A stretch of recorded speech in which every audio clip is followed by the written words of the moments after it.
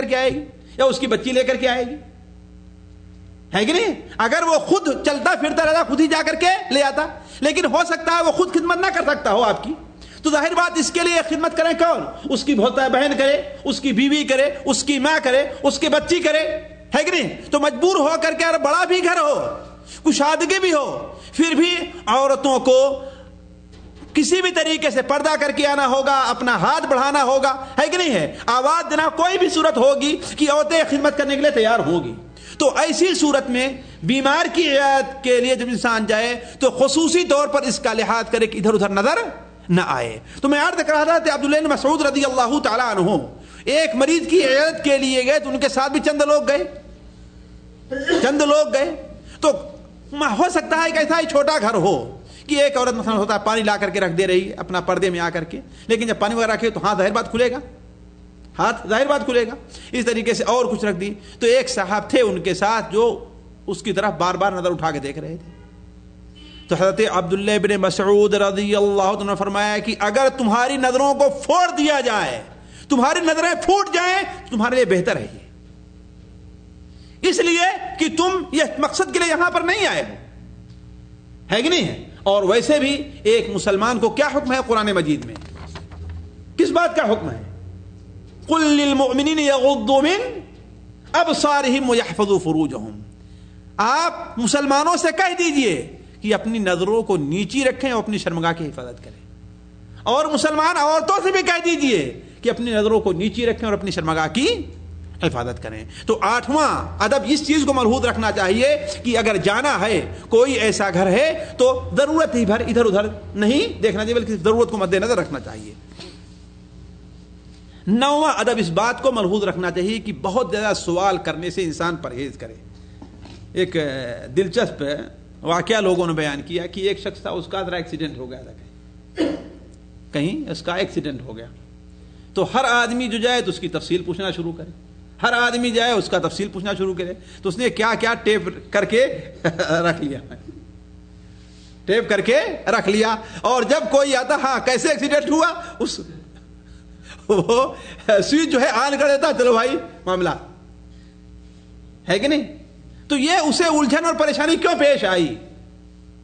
کیوں؟ اس لیے کہ ہر آدمی آ رہا ہے اور وہی باتیں پوچھ رہا ہے۔ ایک آدمی کا گروپ 4 5 6 آدمی کا گیا، ایک آدمی نے پوچھ لیا، اس نے بتا دیا۔ اب ہر آدمی کو اس کے پوچھنے کی ضرورت نہیں ہے، ہر آدمی کو اس کے سوال کی ضرورت نہیں ہے۔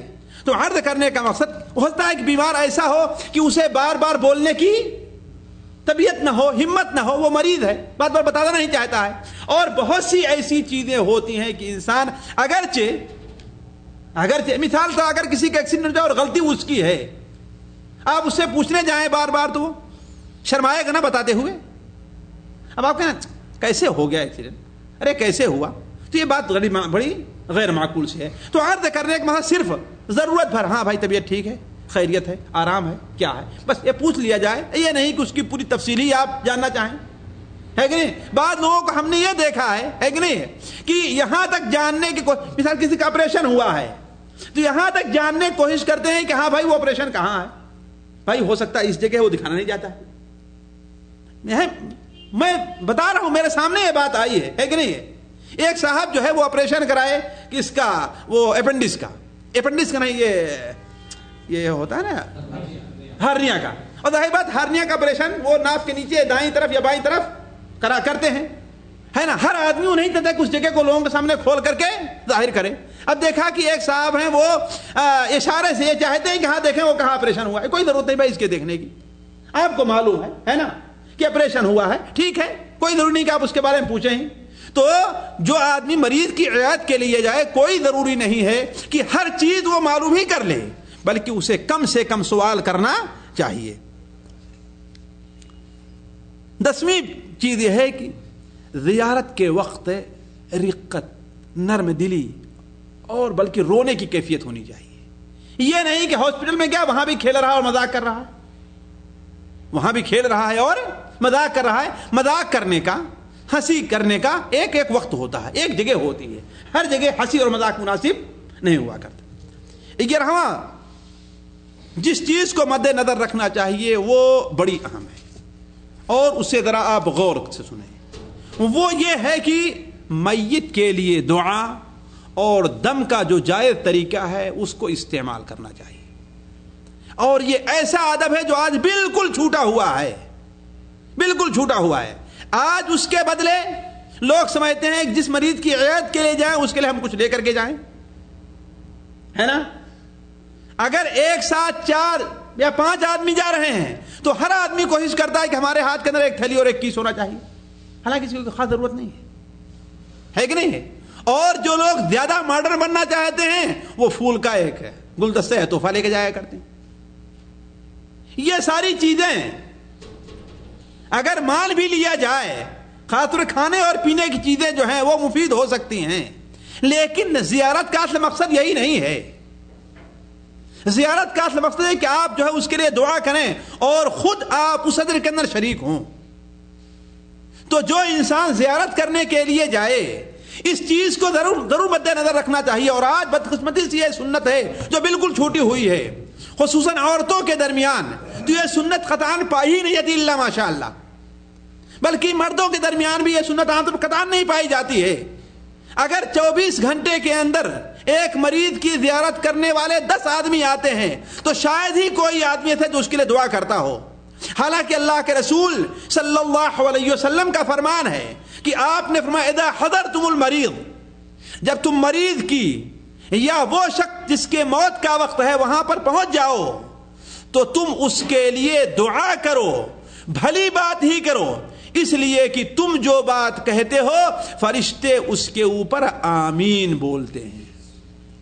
مسلم شریف کے اندر روایت ہے, فرشتے اس پر آمین بولتے ہیں. تو عرض کرنے کا مقصد یہ ہے کہ اللہ کے رسول صلی اللہ علیہ وسلم سے جو جائز دعائیں ثابت ہیں ایسے موقع پر, یا جو دم ثابت ہے پڑھ کر کے دم کرنا پھونکنا ثابت ہے, اس چیز کو مد نظر رکھنا چاہیے. مثال کے طور پر ایک مختصر سا لفظ ہے جسے عام طور پر آپ یاد کر لیں.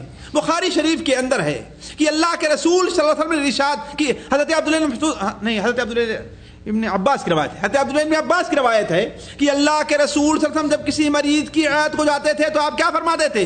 لا بأس طہور انشاءاللہ, لا بأس طہور انشاءاللہ, کوئی بات نہیں, انشاءاللہ یہ مرض جو ہے آپ کے گناہوں کا کفارہ بنے گا, آپ کے گناہوں کی صفائی بنے گی انشاءاللہ. یہ دعا ہی تو دیا نا آپ نے, لا باس, کوئی حرج نہیں, پریشان نہ ہو. ہر آدمی بیمار ہوتا ہے, ہر آدمی کو تکلیف ہوتی ہے کہ نہیں. انسان کی زندگی کے ساتھ بیماری اور پریشانی لگی ہوئی ہے, کوئی بھی انسان اس سے بچا ہوا نہیں ہے. خاص طور پر مومن جو ہے, مومن تو مبتلا ہے. اللہ تبارک و تعالیٰ اپنے مومن بندے کو سے جب محبت کرتا ہے اسے مصیبتوں اور پریشانیوں میں ڈالتا ہے. اللہ تعالیٰ کسی بندے کا ایک خاص مقام رکھتا ہے جنت کے اندر, وہ اپنی عبادت سے اپنے عمل سے نہیں پا پاتا تو اللہ تعالیٰ اسے مصیبتوں کے اندر مبتلا کر دیتا ہے. اس قسم کی باتیں کر کے اس کا دل بہلائیے, اس کے دل کو بہلایا جائے. اسی طریقے سے اللہ کے رسول صلی اللہ علیہ وسلم کا ایک اور ذکر جو مریض کی عیادت سے متعلق ہے کہ انسان 3 بار کہے اللہم اشف فلان, جس نام ہو تو لے لے, اللہم اشف فلانا, اللہم اشف فلانا, اللہم اشف فلانا, 3 بار کہے اے اللہ تعالیٰ فلاں بندے کو تو شفا دے. اور ایک حدیث جس سے عام طور پر لوگ غافل ہیں اور عمومی طور پر لوگ اسے یاد نہیں رکھتے, لیکن میں چاہوں گا کم سے کم جو لوگ یہاں پر حاضر ہیں اس دعا کو ضرور یاد کر لیں, اور زیارت کے وقت جب جائیں تو اس چیز کو پڑھا کریں. وہ کیا ہے؟ اللہ کے رسول صلی اللہ علیہ وسلم نے ارشاد فرمایا جو کوئی مومن بندہ اپنے مسلمان بھائی کی زیارت کرتا ہے اور اس کے پاس رہ کر کے 7 بار یہ دعا پڑھ دیتا ہے, یا اس کے سر پر ہاتھ رکھ کے 7 بار یہ دعا پڑھ دے, تو اگر اس کی موت نہیں آئی ہوئی ہے تو اللہ تعالیٰ اسے شفا دے دے گا.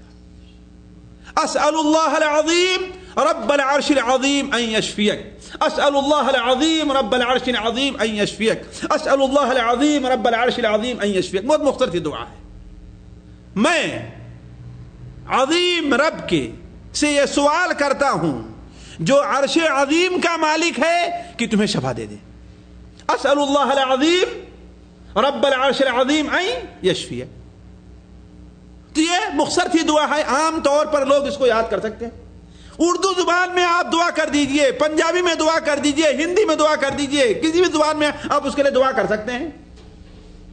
سنن ابو داؤد کے اندر روایت ہے کہ اللہ کے رسول صلی اللہ علیہ وسلم کسی مریض کی عیادت کرتے تھے تو آپ کیا کہتے تھے؟ اللہم اشف عبدک ینکأ لک عدوک او یمشی لک الی صلاۃ.